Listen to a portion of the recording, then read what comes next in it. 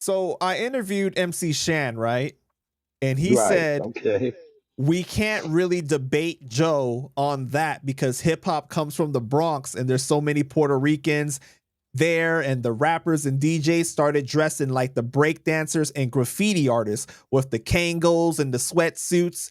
And, you know, although knowledge is oftentimes said to be the fifth element of hip hop, sometimes people say fashion is, or, you know, they say fashion is the sixth element, or, you know, those interchangeable ones. So Right. would you say that we have to credit them even, you know, to credit Puerto Ricans, the Latinos even more because of what Shan is saying then?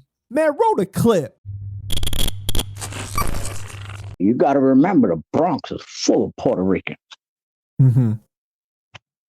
So how can we possibly debate Fat Joe on that fact?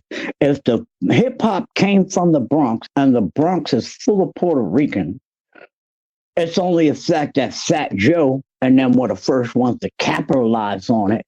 But that don't mean that they weren't doing it. We stole their style because the graffiti artists dressed like me and LL, right? The B-boys who were the Puerto Ricans dressed like the new generation of rap music. So they talking shit. Tell me shut the fuck up. Tell him Shan said shut the fuck up. Because he really don't know what he talking about. Because like he said, they were doing this, but guess what? We stole their style. That's how Puerto Ricans are part of what this hip hop thing is. Because rappers like myself and LL Cool J, how did the breakdancers dress? They dressed in them sweatsuits, them goddamn Pumas and them Adidas. Did they or did they not? What is Shan saying? I didn't get the point. Is he saying that they? He's saying that we can't debate Joe on the 50-50 conversation, like on like that. He's saying that like Joe has a point with that, with the 50-50. Well, like I said, I was there. Shan wasn't there. I was in the Bronx. I was at the school jams. You understand what I'm saying? I was there personally. I know what I saw and I know who I connected with, but I'm not trying to cause no debate between us. See, that's not really a big topic of discussion for me because we all contributed together.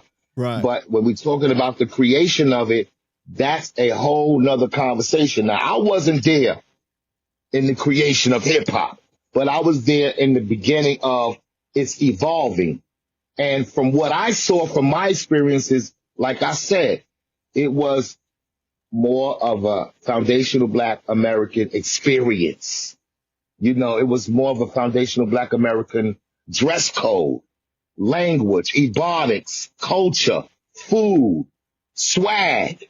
It was a Black self-expression moment and movement, in my opinion, from what I experienced. Mm-hmm. But you had a few Latinos who were there, who were part of enjoying the activities, and participating in it. Very few. And as time went on, that changed. That changed quickly. But during my days, I saw the separation between Latino and Black in hip hop. And, you know, even when I was a B-boy breakdancing and with my Latino brothers and sisters, they didn't like a lot of Blacks. It wasn't a lot of Blacks coming over there where we was. You understand what I'm saying? It wasn't a lot. I was surrounded by Latino brothers and sisters. I was not surrounded by integrated brothers and sisters of both parties. No, it wasn't that. It was strictly Latino. And even there, I felt a little tension from some Latinos because I was what they call the Moreno. So, you know, I saw the tension, but they were like, hey, man, if he's here, he's one of us. And I went through that a few times, my own personal thing, but I understood it, though. I understood it. I wasn't offended by it. I mean, I experienced it. I got through it, and it was just another notch under my belt of something I had to learn and experience.